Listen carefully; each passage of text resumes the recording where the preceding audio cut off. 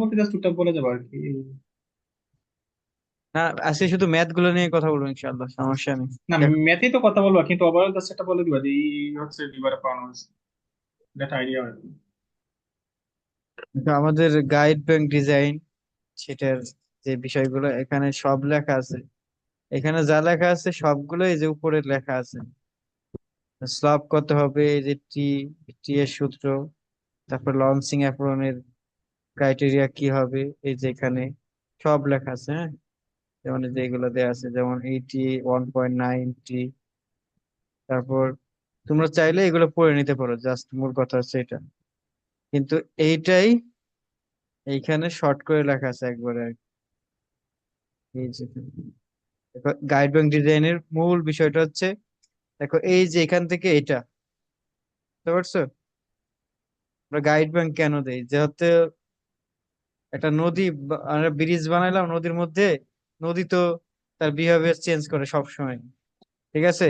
কিন্তু দেখা গেল ব্রিজ বানালাম, ব্রিজ রাইখে ও ব্রিজের এই পাশ দিয়ে এখান দিয়ে চলে গেল, ওর ওর চেঞ্জ করে, শেপ চেঞ্জ করে। তখন আমার এটা বানায়, এই ব্রিজ বানায় কোনো লাভ হয়েছে? কোনো লাভ হবে? কোনো লাভ হবে না। তাই আমাদের এমন কাজ করতে হবে যাতে পানিটা সবসময় ব্রিজের নিচ দিয়েই যায়, ঠিক আছে? হ্যাঁ, রিভার রিভার ট্রেনিং করতে হবে। এই জন্য হচ্ছে আমরা গাইড ব্যাংকটা করে দিই। এখন এই গাইড ব্যাংক তো করলাম, কিন্তু গাইড ব্যাংক এর ডিজাইনটা আমাদের এখন করতে হবে। সেটার জন্য প্রথমে যে লেন্থ, এই যে এটাকে বলা হয় লেন্থ, এই যে এল। তাই এই এলটা কি হবে, তার একটা সূত্র দিছে, লর্ডস রেজিমি ওয়াটারওয়েজ যে সূত্র ও দিছে, সেটা হচ্ছে পি দিয়া লেখা আছে এখানে, হ্যাঁ? তো আমি এটা এল প্রাইম লিখছি জাস্ট। এটা হচ্ছে 4.75 রুট ওভার কিউ, নট এই এল। এই যে সূত্রটা দিছে তার 20% অ্যাড করে নিতে হবে অ্যাকচুয়াল লেন্থ পাওয়ার জন্য, কারণ পায়ার টায়ার থাকে। এর জন্য এই লেন্থটা এই যে এল, এটা হচ্ছে এই লেন্থ, এই যে এল। অর্থাৎ আমরা এই রিজেমি সূত্র থেকে পাবো হচ্ছে, এখান থেকে একটা এল, যে এল প্রাইমটা পাবো তার সাথে 20% অ্যাড করবো, তাইলে 1.2 ইন্টু এই যে এল প্রাইম পাইলাম। আর এখানে কি, এখানে কিউটা কি ডিসচার্জ? ডিসচার্জ, হ্যাঁ ডিসচার্জ। আর হচ্ছে, তাইলে আমাদের, আর হচ্ছে আপ স্ট্রিমের লেন্থ, মানে এটা হচ্ছে ডাউন স্ট্রিম, আর এই পাশ থেকে ফ্লো হচ্ছে, তাহলে এটা হচ্ছে আপ স্ট্রিম, ঠিক আছে? তাইলে এখানে বলতেছে আপ স্ট্রিমের যে লেন্থ, মানে এখান থেকে এইটুকুর যে লেন্থ, সেটা হচ্ছে 1.25 এল, মানে এটার 1.25 হবে যদি সেটার ডিসচার্জ 20,000-এর কম হয়, কিউমেক হয়। আর যদি 20,000-এর বেশি হয় তখন 1.5 এল হবে। ওকে। আর ডাউন স্ট্রিমের লেন্থ হবে হচ্ছে 0.25 এল, মানে এই যে এখান থেকে এইটার যে লেখা আছে 0.25 এল। ওকে। তারপরে আমরা এতটুকু পেরে গেলাম। দেন হচ্ছে কার্ভ ক্যালকুলেশন, মানে কার্ভ হচ্ছে এই যে এখানে একটা কার্ভ আছে, এই পাশে একটা কার্ভ আছে। একটা হচ্ছে মানে ডাউন স্ট্রিমের, আর একটা হচ্ছে, সরি, আপ স্ট্রিমের আর ডাউন স্ট্রিমের। তাই এটা দেখে এই ডাউন স্ট্রিমের এটা হচ্ছে একটু বড় হয়, কারণ এখানে ফলো আসে, মানে ওয়াটার এসে এখানে, এখান থেকে ঘুরে যাইতে পারে, যে জন্য ঘুরে যায় আর কি, যে জন্য এটা বড় রাখা হয়। সেটা হচ্ছে তোমার 120 থেকে 145 ডিগ্রি পর্যন্ত, আর সেটার আর হচ্ছে রেডিয়াস হচ্ছে 0.45 এল। এই যে এখানে এই আরটা, এটা হচ্ছে 0.45 এল।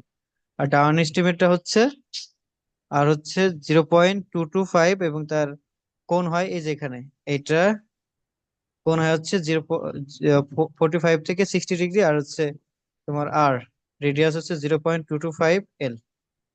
এ পর্যন্ত বোঝা গেছে? হ্যাঁ হ্যাঁ, বুঝা গেছে। ওকে, ওকে। বুঝতে পারছি, কিন্তু আমাদের কি 120 থেকে 45, এটা কি করে হ্যাঁ নিবো এটা, পরে কেন? হ্যাঁ নিজে অঙ্কটা করলেই এগুলো ক্লিয়ার হয়ে যাবে, সমস্যা নেই। আর আমাকে একটু নক দিও বারবার, কারণ হচ্ছে আমার এখানে নেটওয়ার্ক কোনো সমস্যা, তো আমি বুঝতে পারি না অনেক সময়। ওকে, এই পর্যন্ত শেষ। এখন দেখো, যখন আমাদের এই যে এই সেকশনটা, এই যে বিবি সেকশনটা, হ্যাঁ, এইখানে এসে যখন ওয়াটারটা এদিকে এসে ফ্লো করবে, হ্যাঁ, এই যে এদিকে, কারণ এই পাশে তো ওয়াটার আসতেইছে, কিন্তু কিছুটা ওয়াটার এখানে চলে যাবে, তখন কিন্তু এই পাশেও ধাক্কা লাগবে সয়েল ওয়াটারের। ঠিক আছে, তার মানে কি এই পাশ থেকে যদি আমি মানে শুধু সয়েল রাখি বা কোনো কিছু স্টোর না দেই, তাইলে এই পাশ থেকেও ভাঙন হইতে পারে। এর জন্য আমাদের সেকশন এই যে বিবি এই পাশে দুই পাশে দিয়ে দিতে হয়। আসলে এটা দেখতে তো অনেকটা ইমব্যাংকের মতোই, ইমব্যাংকমেন্টের মতোই। তাই এই যে এই পাশে দেখো যে বিবি সেকশনের চিত্রটা হচ্ছে এটা, এই যে নোজের এই যে এখানে, এই যে এখানে এটা বিবি। আর যখন আমি মাঝখানে করব, এই মানে মাঝখানে যখন যাবে এই নদীটা, এটা তখন কিন্তু আর এই পাশে শুধু ওয়াটারটা এই পাশে ধাক্কা দিতে পারে, যে জন্য আমরা এক পাশেই স্টোন দিলেই হয়ে যায়, এই পাশে দেওয়ার দরকার হয় না। এতটুকু বুঝতে পারছো? মাঝখানে করবো বলতে কি মাঝখানে করবো? ও আচ্ছা, যখন এই যে গাইড ব্যাংকের, এই যে গাইড ব্যাংকের, এই দেখো গাইড ব্যাংক না এটা, হুম, দেখো যখন হুম, ইনিশিয়ালি থেকে আসবে ওয়াটারটা আসবে, তখন কিছুটা ওয়াটার এদিকে চলে আসতে পারে, তাই না?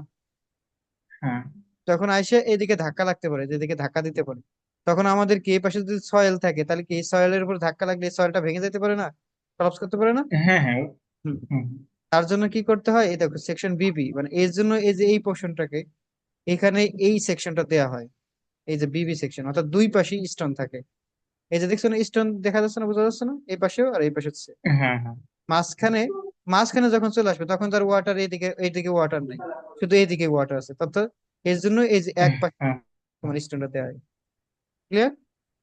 আচ্ছা, আচ্ছা, আচ্ছা। হুম, ওকে, এখন আসো আমাদের এটা কার্ভ পর্যন্ত গেল ক্যালকুলেশন, দেন হচ্ছে তোমার আমাদের স্টোন পিচিং এবং অ্যাপ্রন।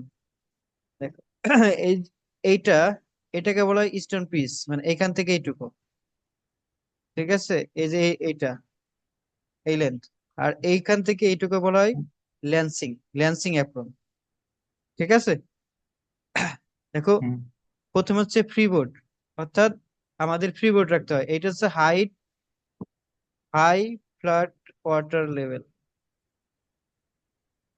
হাই ফ্লাড লেভেল আর কি, সরি, হাই ফ্লাড লেভেল এই পর্যন্ত আসছে। তার উপরেও আমাদের কিছুটা ফ্রিবোর্ড রাখতে হয়, মানে কিছুটা আরো অতিরিক্ত ধরে রাখতে হয়, সেটা কতটুকু 1.2 থেকে 1.5 মিটার। তারপরে টপ উইথ হচ্ছে এই যে টপ উইথ এখান থেকে এইটুকু, এটা মিনিমাম 4 মিটারের উপরে যেতে হবে, মানে 4 মিটারের নিচে দেওয়া যাবে না।